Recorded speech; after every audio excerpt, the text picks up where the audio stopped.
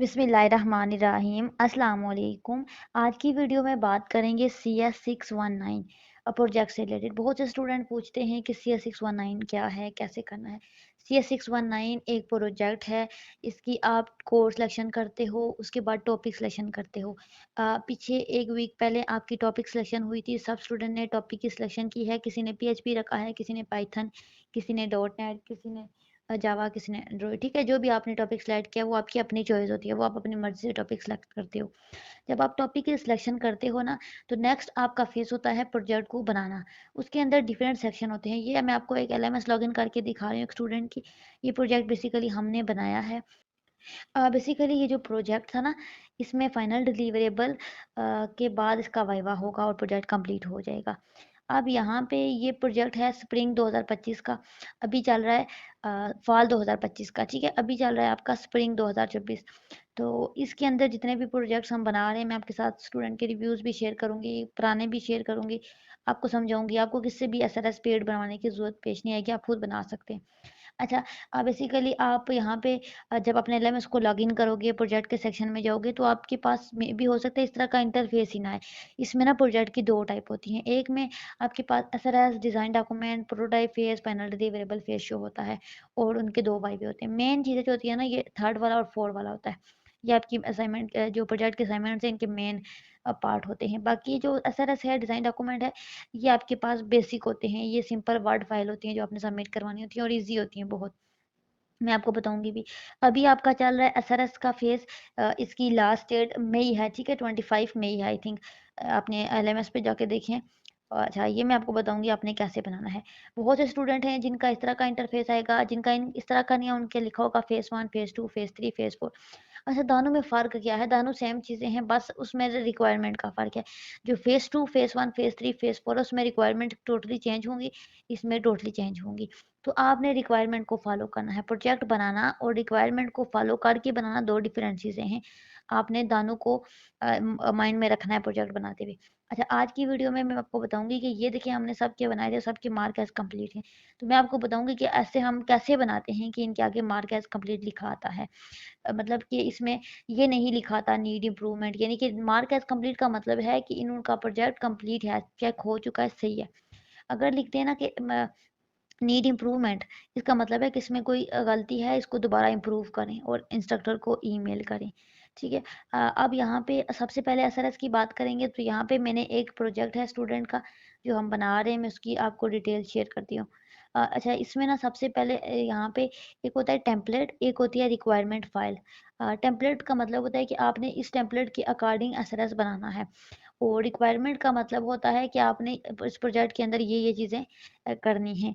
और एक होती है सॉल्यूशन फाइल जो हम बना के LMS पे अपलोड करते हैं, जो मैंने यहाँ पे अपलोड किया और ये इसका इंस्ट्रक्टर का कमेंट आया है।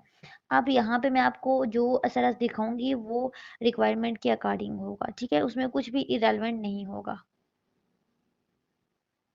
अच्छा, जो फेसेस होते हैं ना, जिसमें फेसेस लिखा होता है, SRS में तो आपको बता दिया है और दूसरे में सिंपल वर्ड फाइल होती हैं। प्रोटोटाइप और डिलीवरेबल में मेन चीज़ें होती हैं, इसमें कोडिंग वगैरह करते हो, सॉफ्टवेयर डाउनलोड करते हो अपनी लैंग्वेज के अकॉर्डिंग। अब आपकी जो डिपेंड करता है कि आपकी प्रोजेक्ट की लैंग्वेज कौन सी है। जो आपकी प्रोजेक्ट की लैंग्वेज होती है उसके अकॉर्डिंग आपको सॉफ्टवेयर डाउनलोड करना पड़ता है, उसमें कोडिंग करनी पड़ती है, रिक्वायरमेंट के अकॉर्डिंग उसको रन करना पड़ता है। ये सारा काम होता है प्रोटोटाइप और फाइनल डिलीवरेबल में और ये मेन काम होता है प्रोजेक्ट का। अ, अब जैसे कि जो SRS मैं आपको दिखाऊँगी ना, उसमें बेसिकली PHP का है। तो अगर आपका प्रोजेक्ट PHP का है तो आपने ज़ेम सॉफ्टवेयर इंस्टॉल करना है, वो आपका यूज़ होगा। इसके अलावा अगर पाइथन का है तो पाइथन का अपना सॉफ्टवेयर होता है, पाइथन का सॉफ्टवेयर, ठीक है? पाइथन सॉफ्टवेयर आप लिखेंगे आ जाएगा, उसको इंस्टॉल डाउनलोड कर सकते हैं। .SPNet का है तो आपने विजुअल स्टूडियो करना है। एंड्रॉइड का है तो एंड्रॉइड का प्रोजेक्ट है। ऐसा जिस लैंग्वेज का प्रोजेक्ट है उसके सॉफ्टवेयर होते हैं। सॉफ्टवेयर डाउनलोड करने का तरीका, आप यूट्यूब पे सॉफ्टवेयर का नाम लिखें कि how to download install this software, ठीक है? PHP का ज़ेम सॉफ्टवेयर, ठीक है? बस सेम सॉफ्टवेयर लिखें तो वो आपके आप डाउनलोड इंस्टॉल कर लें। इस तरीके से आपने करना होता है। ये काम बेसिकली आप आगे जाके करोगे। अभी आपकी बात हो रही है SRS की, तो SRS में बेसिकली आपने सारा समझाना है कि हमने प्रोजेक्ट के अंदर क्या करना है एक वर्ड फाइल के फॉर्म में। अब जो फेसिस वाला सेक्शन होता है ना, फेसिस फेज़ 1, फेज़ 2, फेज़ 3, तो उसमें आप डिपेंड करता है कि आपके प्रोजेक्ट के अंदर रिक्वायरमेंट क्या है।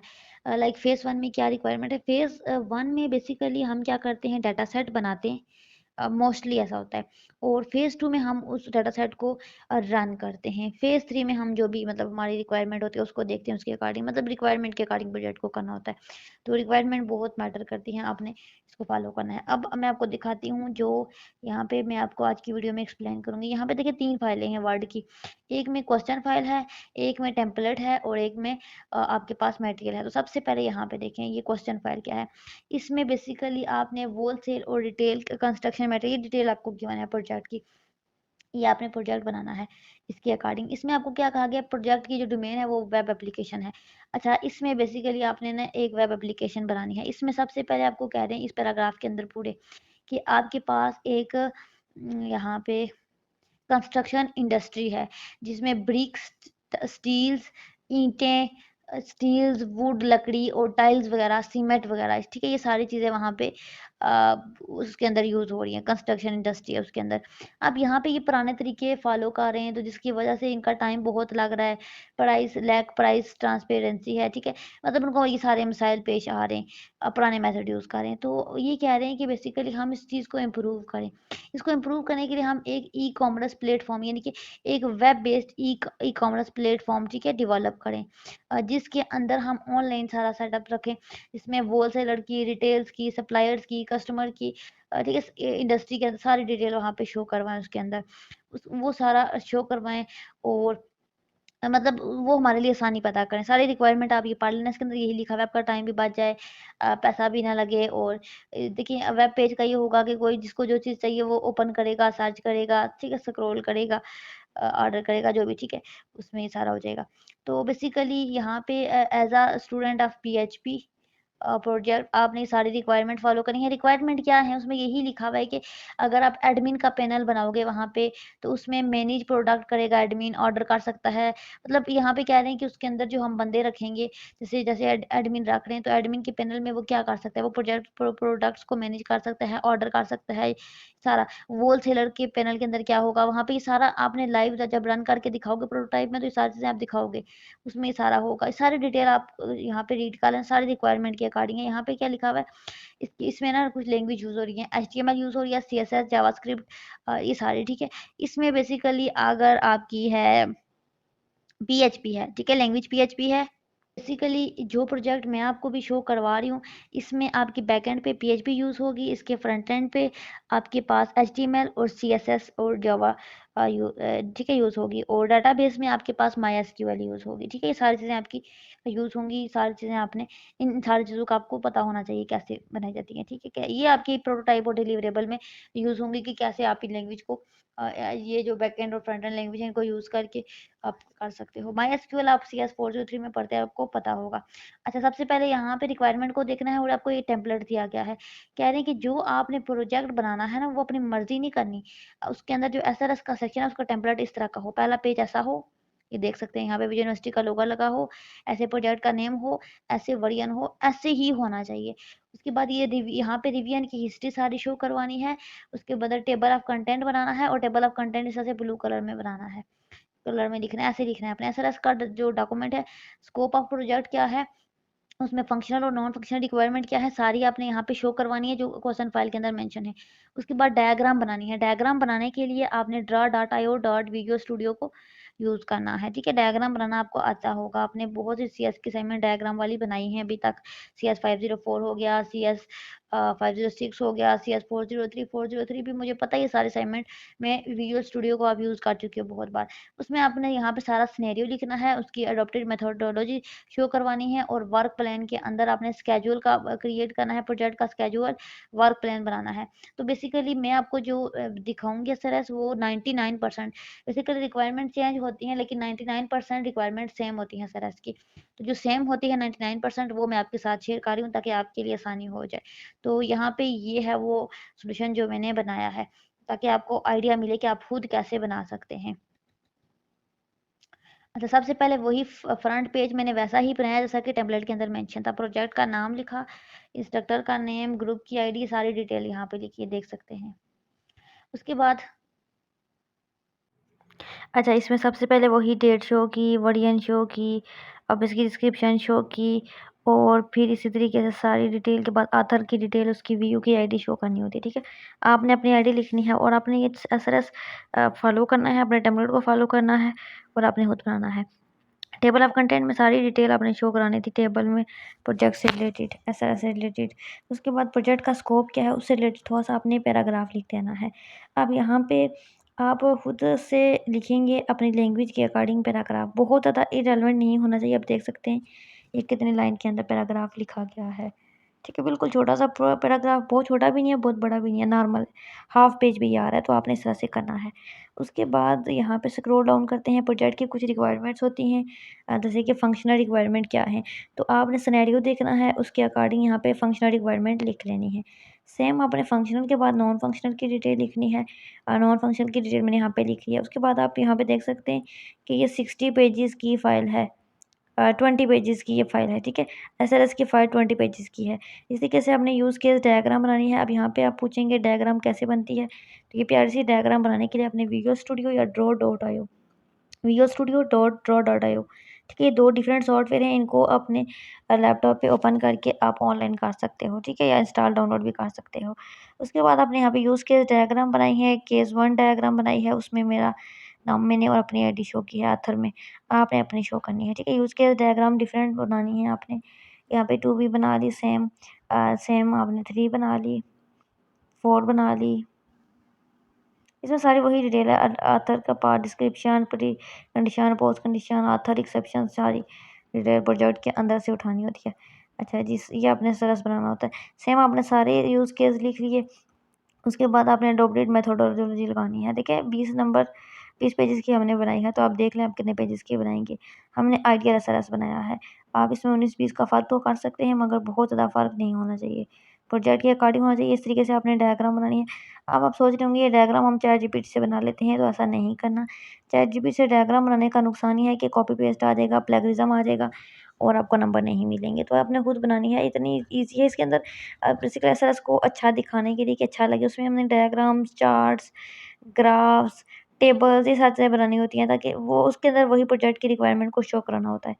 ताकि इस तरीके से आपने शो कराना है कि इंस्ट्रक्टर भी आपसे इम्प्रेस हो जाए। तो इस तरीके से आपने इसके आइडियाज़, एनालिसिस, डेवलपमेंट और ऐसे सारे फेस आपने शो किए और एंड पे फाइनल प्रोटो आपने ये शो करवाया। यहाँ पे आप अपने तरीके से बनाओगे जैसे आप ईज़ी फ़ील करते हो। उसके बाद यहाँ पे हमने ये एक ग्राफ बना लिया, जिसमें हमने ये स्पाइरल सा बना लिया, जिसके अंदर हमने सारी डिटेल शो करवा दी, ताकि आपके एसआरएस की जो असाइनमेंट है वो अच्छी लगे। उसके बाद हमने जो भी मेथोडोलॉजी इस्तेमाल किया वो लिखी। इस तरीके से एक और डायग्राम बना ली। अब आपने बताना है कि ये जो मेथोडोलॉजी आपने यूज़ किया इसकी वजह क्या है, वो एक्सप्लेन करना है। तो आप देख लें कि मैंने कितना एक्सप्लेन किया, उस हिसाब से आपने एक्सप्लेन करना है। उसके बाद एंड पे फाइनल ग्राफ बनाया। ग्राफ के अंदर मैंने शो करवाया कि हमारे पास डिफरेंट जो प्रोजेक्ट के सेक्शन है, लाइक एसआरएस है, डिज़ाइन डॉक्यूमेंट है, प्रोटोटाइप है, ठीक है। एक्स एक्सिस पे, वाई एक्सिस पे यही चीज़ें शो करवाई हैं कि हम इस प्रोजेक्ट के अंदर ये सारा काम फलां-फलां डेट को ये काम करेंगे, ठीक है, प्रोजेक्ट कंप्लीट करेंगे। तो बेसिकली इस एसआरएस में आप चीज़ें ऐसे शो करानी होती हैं कि जब इंस्ट्रक्टर है, टीचर है, ओपन करके देखे, खुश हो जाए कि उसको पता चल जाए कि प्रोजेक्ट के अंदर स्टूडेंट क्या करेगा। वो आपके माइंड को पढ़ा है कि एसआरएस से वो आपके माइंड को पढ़ा है कि स्टूडेंट ने अपने एसआरएस के अंदर क्या-क्या लिखा है, वो प्रोजेक्ट में क्या-क्या करेगा। अगर उसको लगता है ठीक है, तो वो कह देगा गुड, नहीं तो फिर वो आपको नीड इम्प्रूवमेंट कहेगा, तो वो आपको दोबारा बनानी पड़ेगी। तो पहली दफ़ा इतनी अच्छी बनाएँ कि आपको दूसरी दफ़ा बनानी ना पड़े। कोई मसला है आप हमसे पेड बनवा सकते हैं। हमारे पास CS 619 के एक्सपर्ट टीचर अवेलेबल होते हैं, बाकी सब्जेक्ट के टीचर अवेलेबल होते हैं। किसी भी सब्जेक्ट के असाइनमेंट्स और प्रोजेक्ट्स वगैरह को आप हमसे बनवा सकते हैं, हमसे कॉन्टैक्ट कर सकते हैं। बाकी मुझे नहीं लगता आपको ये पेड बनवाना चाहिए, आपको ये खुद बनानी चाहिए। क्योंकि देखिए आपको मैंने इतना अच्छा एक्सप्लेन किया है, सर इसको इतना ओपन करके दिखाया है, सारा समझाया है, आपको किसी पे नहीं बनवाना चाहिए, आपको खुद बनाना चाहिए। फिर भी आपको कोई मसला है, आप कहते हैं नहीं ये तो हम नहीं बना सकते, आप हमसे पेड बनवा सकते हैं। बाकी खुद बनाएँ, कोई मसला है कमेंट में पूछें, मैं आपको गाइड करूँगी। ठीक है, एक डायग्राम्स बन रही है, डायग्राम के लिए draw dot IO video studio, again बार-बार बता रही हूँ, इस सॉफ्टवेयर को इंस्टॉल और डाउनलोड कर लेना है, ठीक है। फिर एसआरएस को बनाना है, बनाने के बाद चेक करना है, फिर इंस्ट्रक्टर को चेक करवाना है और अपने लास्ट डेट से पहले-पहले सबमिट करवाना है। इसकी लास्ट डेट आई थिंक 25 मई है, आप देख लेना और मुझे कमेंट में बताना इसकी लास्ट डेट क्या है। इसको बनाएँ और इस तरीके से अपने प्रोजेक्ट की इस असाइनमेंट को सबमिट करवाएँ, फिर आपका डिज़ाइन डॉक्यूमेंट का फेज़ स्टार्ट होगा। मैं अपने चैनल पे हर फेज़ की वीडियो बनाऊँगी। हमारे पास विजय यूनिवर्सिटी ऑफ पाकिस्तान की ये सारी सर्विसेज अवेलेबल होती हैं। अगर आपको वीयू की बुक्स चाहिए तो आप घर बैठे हमसे बुक्स ऑनलाइन ऑर्डर कर सकते हैं। हमारी बुक अफोर्डेबल रेट पे होती हैं। उसके अलावा अगर आपको विजय यूनिवर्सिटी की कोई और सर्विसेज चाहिए, लाइक अगर आपको प्रोजेक्ट की सर्विसेज चाहिए तो हमारे पास सारे प्रोजेक्ट की सर्विसेज अवेलेबल होती हैं। आप किसी भी सब्जेक्ट के प्रोजेक्ट हमसे बनवा सकते हैं। अगर आप फुल प्रोजेक्ट बनवाते हैं तब भी, अगर आप कोई सिंगल एक्टिविटी करवाते हैं, कोई असाइनमेंट बनवाते हैं तब भी बनवा सकते हैं। ये सारे प्रोजेक्ट हम बनाते हैं। उसके अलावा एलएमएस हैंडल करते हैं, असाइनमेंट पूरे एलएमएस को हैंडल करवाते हैं, तब भी एलएमएस के अंदर कोई सिंगल एक्टिविटी करवाते हैं तब भी करवा सकते हैं। और हमारे तमाम रिज़ल्ट गारंटी होते हैं। और उसके अलावा अगर आप हमारे ग्रुप्स जॉइन करना चाहते हैं तो आप हमारे ग्रुप जॉइन कर सकते हैं। हमारे तमाम ग्रुप्स का लिंक आपको वीडियो के डिस्क्रिप्शन में मिल जाएगा। आप वहाँ पे जाके हमारे ग्रुप्स को जॉइन कर सकते हैं, पेजेस को जॉइन कर सकते हैं, इंस्टाग्राम, टिकटॉक अकाउंट को फॉलो कर सकते हैं।